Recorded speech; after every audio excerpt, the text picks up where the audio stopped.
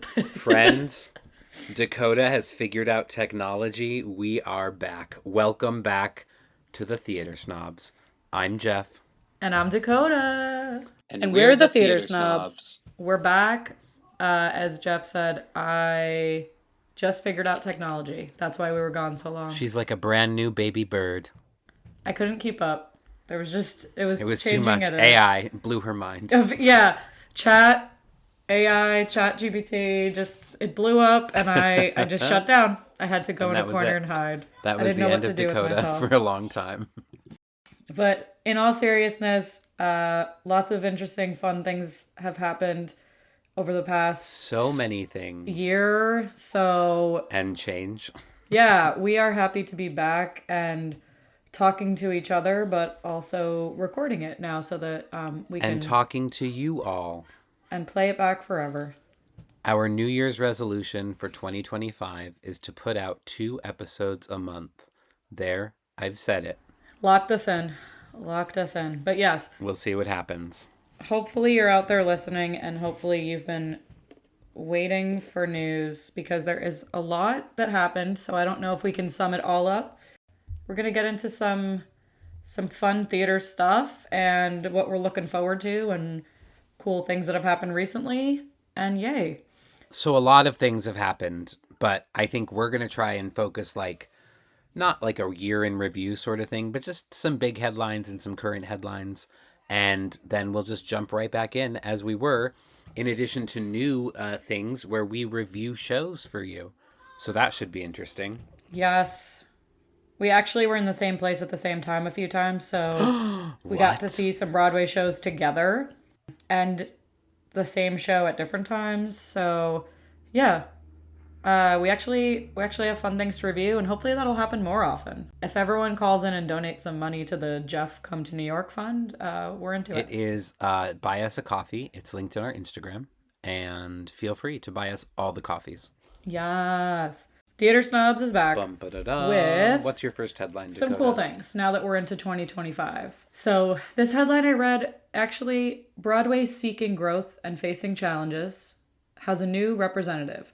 So, surprise, surprise, we're still trying to come back out of the pandemic and go back to this make Broadway great again pre-pandemic, pre-COVID standard, I guess, that we were at. The Broadway League named Jason Lax its new president officially. Last time we were talking to you guys, we actually were talking about Charlotte St. Martin, who was the very long-time leader of the Broadway League. And she had stepped down. Jason Lax was an interim head for a while, but he's official now. And Jeff and I were talking a bit about Charlotte St. Martin not being so eloquently spoken, Nope. I guess. No eloquence there. You know, we saw a lot of times since COVID, during COVID, and people closing shows actually being not able to be on because there were so many sicknesses and illnesses and absences and the swings and the understudies and alternates and all that were doing a terrific job at that point, just trying to keep the show going. Charlotte St. Martin did not say the nicest things about our understudy friends. She could not keep up with the times. No, so we had to get rid of her. I guess she was semi-canceled. I guess. I mean, Kind of really, canceled. we're talking like almost 2 years later. Was she canceled? No. Hopefully, she's just old and retiring, as all old people should. Yeah. But you know what? I have noticed that since COVID, not only the theater industry, but a lot of industries, people are retiring early or stepping down or changing careers. So Good. it's Good. pushing people to do things. So No one should be in charge of an organization for longer than 10 years. If you have been in charge of an organization for 10 years or longer, it is time to move on. fresh ideas, you know. So and Stagnant. That's all that happens. That's all that happens because people get too comfortable and and this happens in theater and other nonprofits all the time. People get too comfortable and they just keep on sticking with the status quo and it stagnates the organization. And people need to learn and boards need to learn that there needs to be a time limit on how long people can be in charge of an organization. Like the president can only serve for 8 years, People who run programs should only serve for no longer than 10. And I think that's important for people to hear. It doesn't necessarily mean like, oh, we need, experimental theater all the time or like new stuff. It's just Right.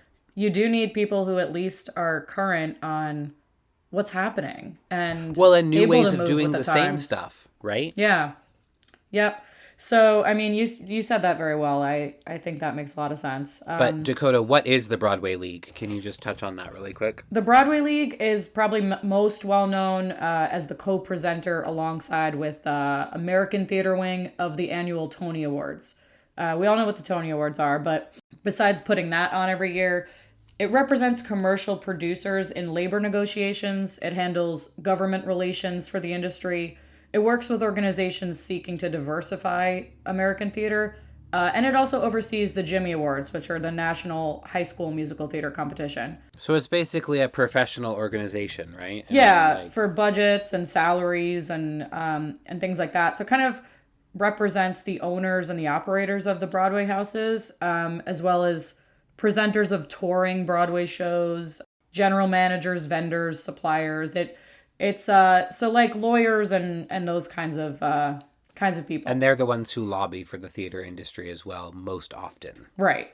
Right. So like all of these things that people, of course, tourists coming to see a show are not thinking of all of these nuts and bolts of how, but this is how we stay afloat and how things happen. It's what us snobby people think. Yeah, But the article goes into a lot of things, of course, that are probably boring for most. But what I thought was interesting that we're still talking about is, of course, like getting back to that pre-pandemic mindset. But in a way, what we're saying right now, I don't really want to be in the pre-pandemic mindset. I do want to kind of move forward a little bit. Totally. Phantom of the Opera is closed. Can we stick with that, please? I'm really hoping that's not coming back. I've been hearing otherwise, and we've been lamenting about Rumors. They're nothing but rumors, and we don't listen to rumors. Hearsay, as Judge Judy would say. But we follow their Instagrams loyally. This article went on to say that, even as domestic and international tourism seem to be rebounding, there's still been a decline in theater attendance by New York area suburbanites. So the yokels aren't coming back. Yeah, which is probably a huge, I would think I know a lot of people are still working from home, so the rise in hybrid work and a shift toward home-based entertainment, so I guess more people are just streaming things. Yeah. Broadway HD is doing very well right now. And as usual, the costs are concerning to people, crime and congestion. And as they just set off the congestion pricing tolls. Oh yeah, I forgot or whatever, about that. I'm sure this will not increase the people coming in to see a show. Well, it just means that people, as producers and creatives, we need to switch around what we do, and we need to adapt and make it work. It goes back to what I just said. 10 years of the same stuff over and over and over again. Nobody with new ideas. We're not getting anywhere. We're not growing. We're not changing. And guess what? The world changes whether you like it or not. And we need to adapt. And just like every other industry, creatives and Broadway needs to adapt too. Couldn't say it better. I'm wishing Jason Lax luck, and hopefully he gives us something He'll be something fabulous. new and fabulous in this 10-year period. So speaking of the current climate, Swept Away closed after just 4 weeks on the Great White Way. And it's interesting because Swept Away had an out-of-town tryout. I think it had 2. Ticket sales weren't going well, and producers decided that they did not want to give it a chance because they announced it was closing just a couple weeks after it opened. And then a surge in ticket sales had them extend it for 2 weeks, and then it closed on the 29th of December. And, it's interesting to see how things come to Broadway and how the current landscape of shows that are on Broadway. I mean, you've got Smash coming, which is, based on the TV show. You've got Oh Mary, which was an off-Broadway hit and then transferred to Broadway pretty quickly. You've got Dead Outlaw, just announced that it's going to be transferring to Broadway very quickly. You see, shows that do that, right? Shows that sort of get their feet underneath them before they moved to Broadway are doing really well. They are not always selling out, but I mean, Oh Mary has been, but they're finding new audiences, they're appealing to audiences, and they're doing great things. Then you have stuff that is not given time, like Lempicka from last year, right? Yeah. Not given a chance to find an audience at all. And it also felt like their marketing was a little bit whacked, but that's another story. And, shows have to be given time to grow. And I read something on Reddit the other day. Someone said, do you think there would ever be a world where producers guaranteed actors a 6-month contract right out the gate? And I was like, I don't think that's going to happen. But it makes sense. I mean, if you think about it, you should give a show at least 3 months to try and find an audience. Well, it's really hard because I feel like the last time we were on, we were also talking about, the show is escaping me right now, but we were definitely talking about a show that moved from the public, that was super successful at the public theater. Oh, yeah. Moved to Broadway, lasted 2 weeks, and then again, because of resurgence of tickets. That was the flight attendant one, right? I'm Googling airplane right now, and I'm like, no, what? I have it right here. Hang on. Just scroll down in our notes. I got it. Ain't no mo. Ain't no mo. Our brains are moving a little slower than I wanted to. But this show also transferred from the public. And I think it's at the end of the year they want to give shows even less of a chance. But yeah. You're right. It's that holiday season. Like, oh, sorry, it didn't make $1 million. We're done. And I'm also thinking, I got this one a lot sooner. The View, A Room with a View, something with Adrienne Warren that didn't even make it. It was supposed to come out. Oh, Room. And everyone was set. Room. Yeah, Room. Yeah. Yes, and we were talking about it on here that we weren't sure if it was going to be a play in the play category at the Tonys or how it would be adjudicated. And then it was like, oh, just kidding. It's supposed to open next week. Nope. It's not. The producers are pulling out because they don't think they're going to make any money. Yeah. Okay. Listen, commercial theater, it has to make money, but I think that the old model of how things have made money needs to change. And until it does, we're going to keep seeing these things that appear for a couple of weeks or, don't, and then they're gone. I mean, look at Addams Family. It didn't run for very long. And now it's one of the most produced shows in the country. And they're making tons of money off of it.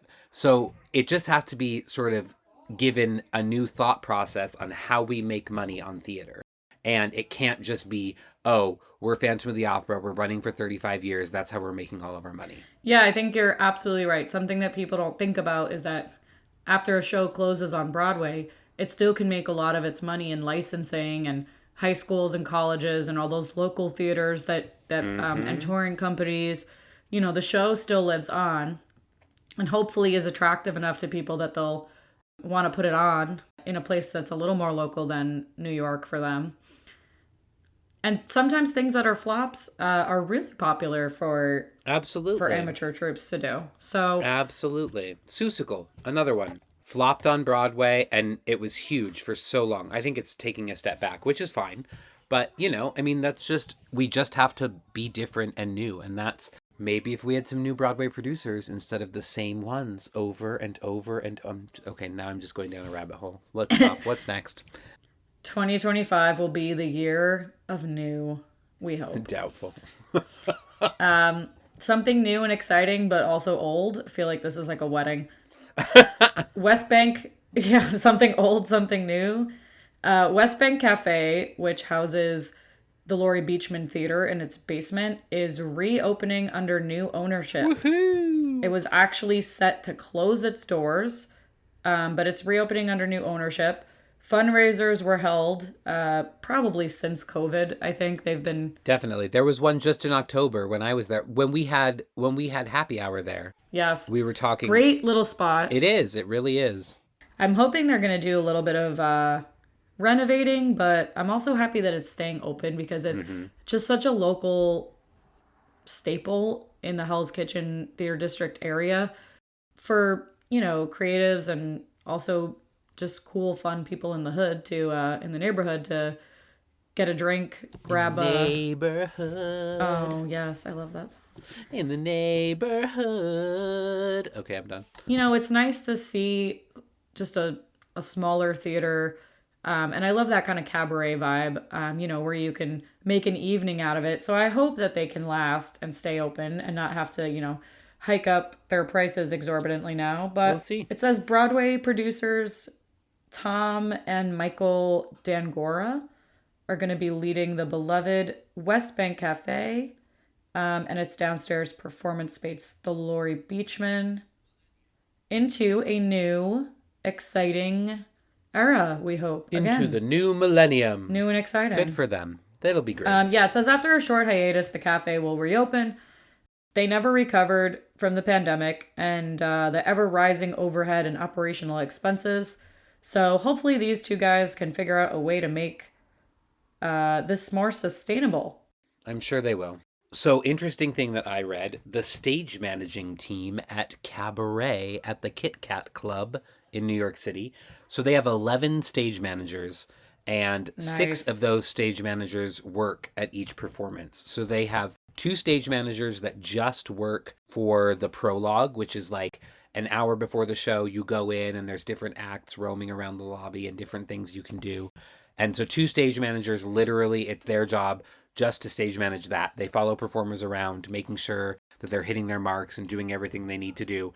And then there's 4 stage managers that do the scripted performance, so the show once the prologue is over.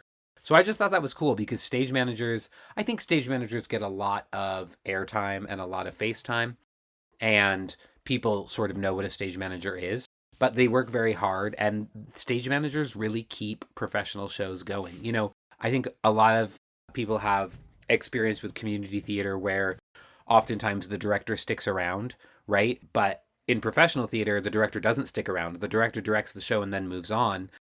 And the stage manager is really the person who sort of, with the producers, manages the show, as they say.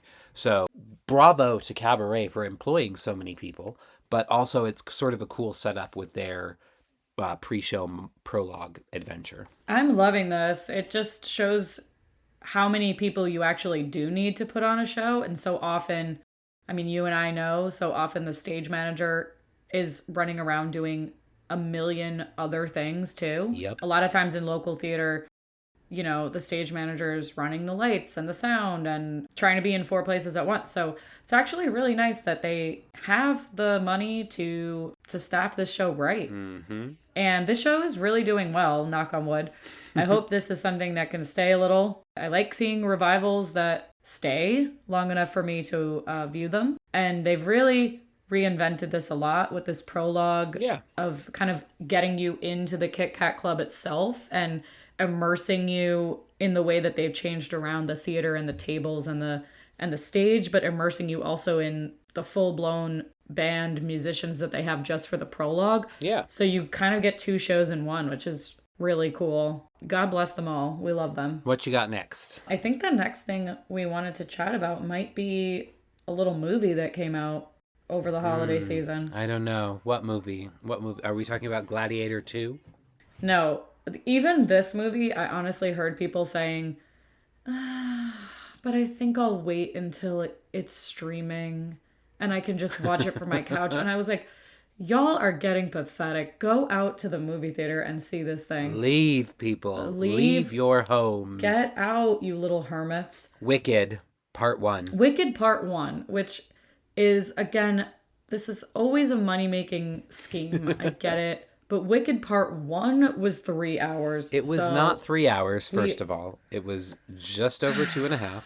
Let's talk about how it is now the highest grossing movie musical of all time.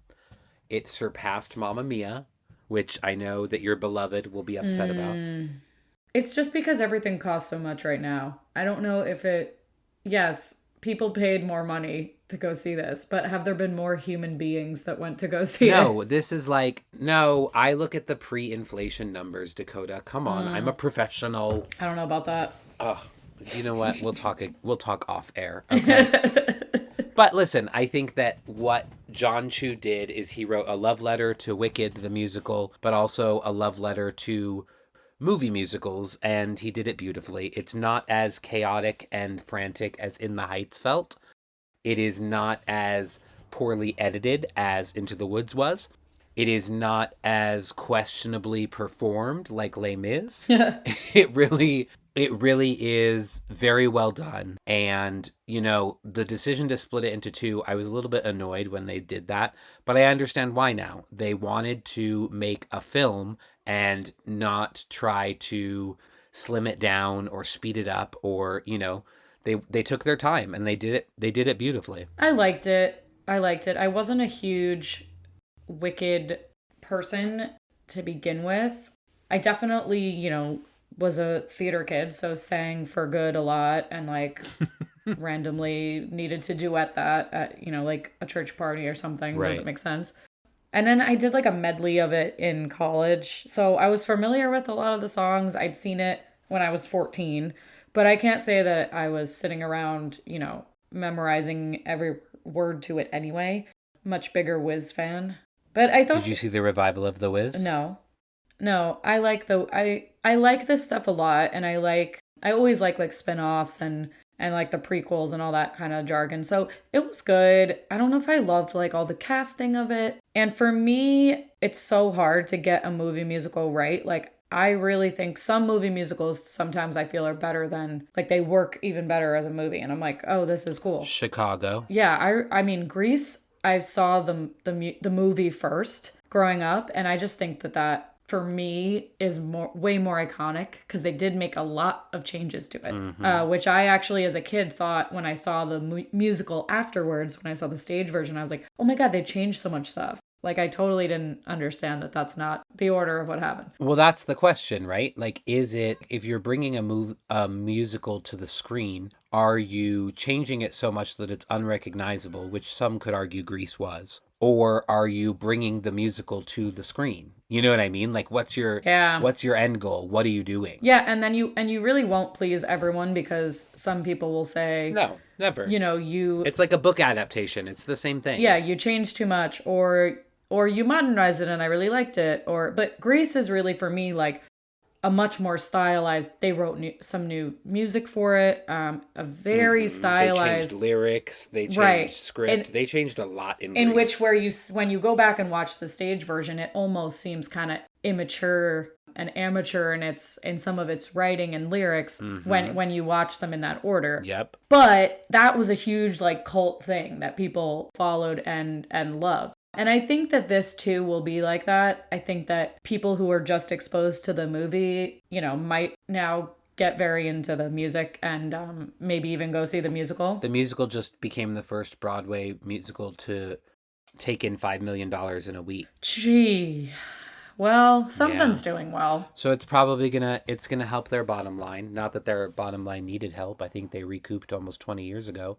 But it's fun. I love that musical theater is getting this time to shine. And I love that, they spent $145 million to make it, and they made it back and then some. Wow. And so the argument can't be, oh, well, no one wants to see a musical. No, you just have to do it well. You're absolutely right. They did make this something that non-theater people would really be interested in. The marketing, the merchandise, Oh, they treated it like a blockbuster marketing-wise. it really is like the biggest thing that we've seen in years. And that is a great credit to them. I think for vocally and like musically, it is hard to do a movie and have musical people be, super amazed with it because the things you have to do, it's like recording an album. Like I kind of hate recording, Right. because there's so much you have to alter about the sounds you're hearing. Well, and as we learned, you're very rough with the technical things. Well, no, but the sound itself to make it like pleasant to most people and to make it be able to be recorded and into posterity, all of the things that I think are so beautiful sometimes have to get, changed and muted, and everything in the movie was very, produced and blended, and everything kind of seems like at one level for me. Well, yeah, it's called equalizing. Yes, but very, very over the top. Like you're not going to get to hear someone at this level sit down and like belt out because it's a movie. Like it's very different. So you can't really compare it. You really can't compare it. But we do. And it's very, very visually stimulating. Like even though Wicked on Broadway is crazy mega musical lights and things going on all the time, the movie is even more so like you're able to kind of like go through the field with them from their point of view. Like it is really cool. Yeah, they built the world. Yeah. And I think that's the genius of it, right? They made it a movie. They didn't just put the musical on film. They made it a movie. They built the world. They built the sound. They built the look. They built all of that. And I think that's why it's doing so well, because they took the time. They did it, They didn't just make it all digital. Like a lot of the sets and things are actual practical things. They're not digital creations. Again, like I said, it's paying off. If you want full immersion into the world of Oz and Shiz University, go and get your ticket. Get into the world. Or stay at home. It's streaming now. Ugh.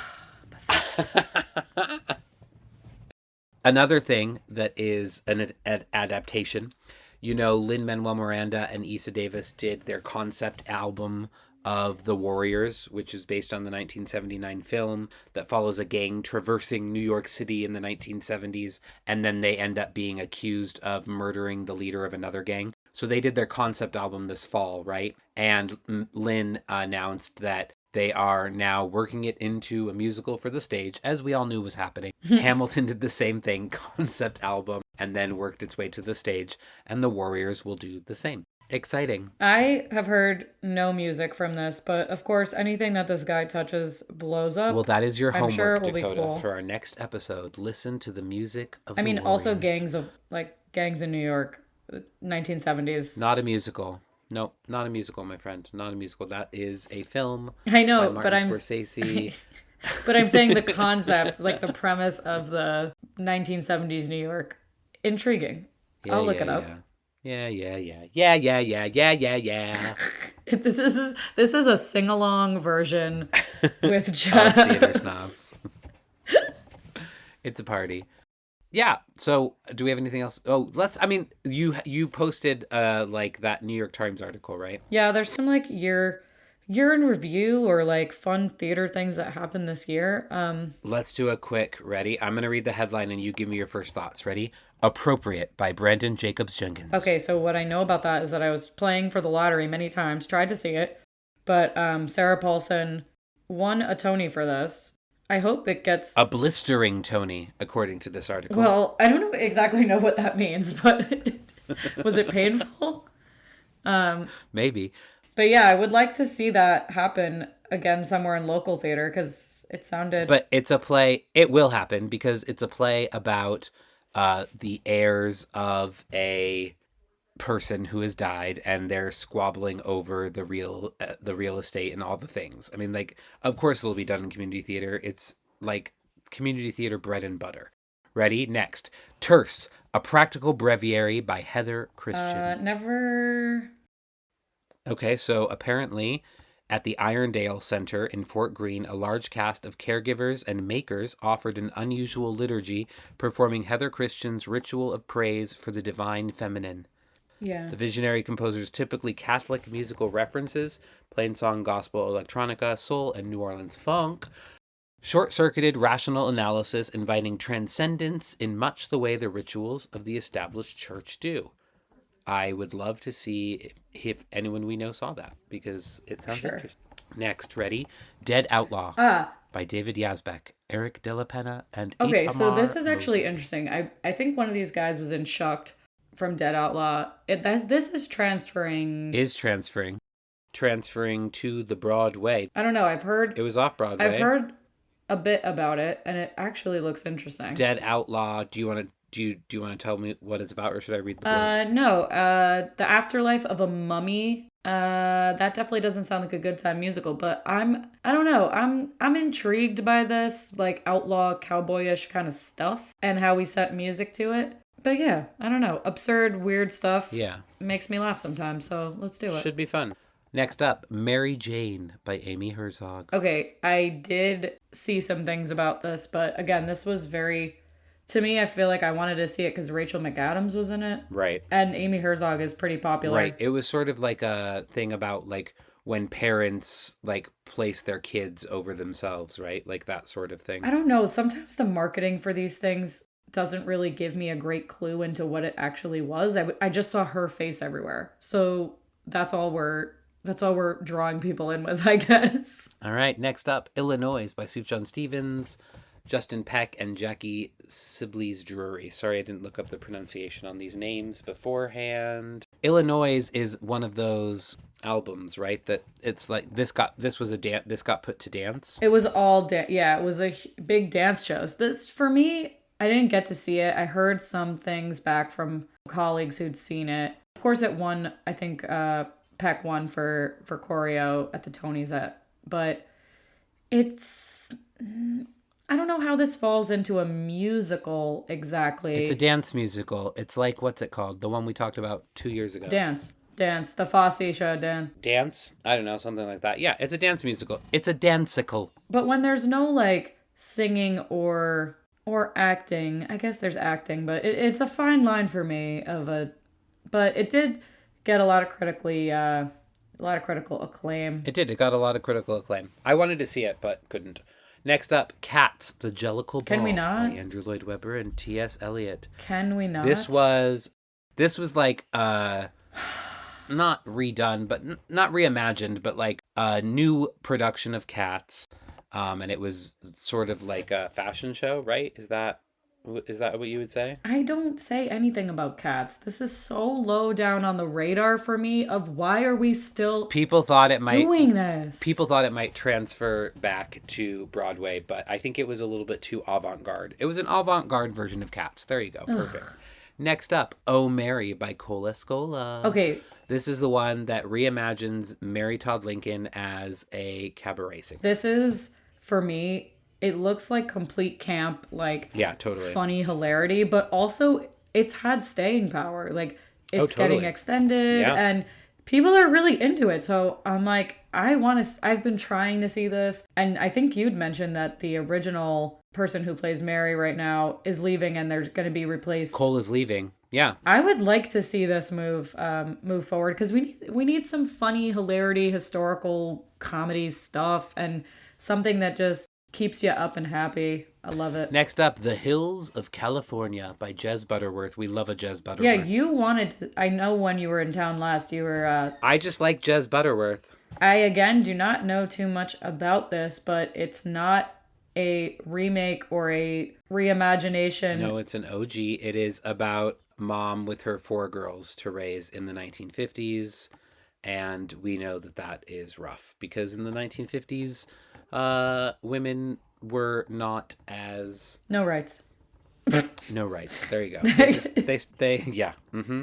Women had it rough in the 1950s. Sam Mendes seems to be attached somehow to this. Yeah. He directed it. There you go. Our Town by Thornton Wilder. Lots of famous people. All right. This is also one of the millions of things closing soon. Well, yeah, but it was a limited run from the start. I was interested. I mean, Jim Parsons... the past few years has just been doing everything. So yeah, he was playing the stage manager. It actually looked pretty great. Of course, Kenny Leone was directing it. And he's not the greatest, but that's okay. And he always seems to get everything. And the same people always seem to get everything. But I don't know. I love Our Town. And Jeff and I did Our Town together a couple years back. I think we need to move on. This is a bygone era. And... it's not applicable anymore, really. Besides saying that, it's just something that, like, there are certain things that we've done it several times now. We've reimagined it several different ways. Yeah. Can it, like, I'm happy to see it at a local theater or a high school. I don't know that we need to keep doing it. I just don't. I have no interest whatsoever. On Broadway. I agree with you.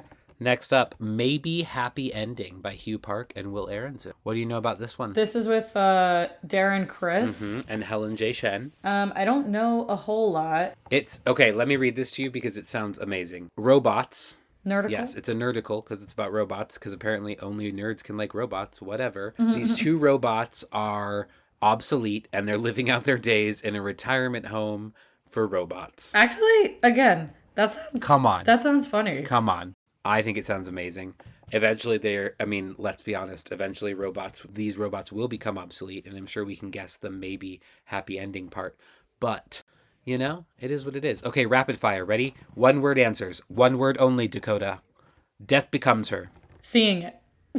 Swept away. That was 2 words. Um, eating. Okay. Once upon a mattress at City Center. Hilarity. They had some good ones. They did Once Upon a Mattress. They did Jelly's Last Jam. They did Titanic. They did Ragtime. They had a great season this year. The City Center. It was packed with good, Yeah. with good stuff and a great group of people. For sure. Too. Actors. Yeah. Romeo and Juliet. Tired, over it. Goodbye. Whoa. Okay. I never thought that I'd hear those words about Shakespeare from you, but okay. Okay. Got it. It's too much. It's too much. This is another one where I'm like, we're trying to change it 15,000 times in different ways. Water for elephants. Ooh, puppets. We love a puppet. We love a puppet. Yes. Did you see Days of Wine and Roses with Brian Darcy James and Kelly O'Hara? Alcoholism, severe alcoholism, and atonality. I'm here for it. Love them, but it was not a sing-along. I missed it. I'm Let's so put it bummed. that way. And we lost 2 theaters. The second stage's Tony Kaiser Theater shut down, and we opened the Bushwick Stars new space in Brooklyn. So that's 2024.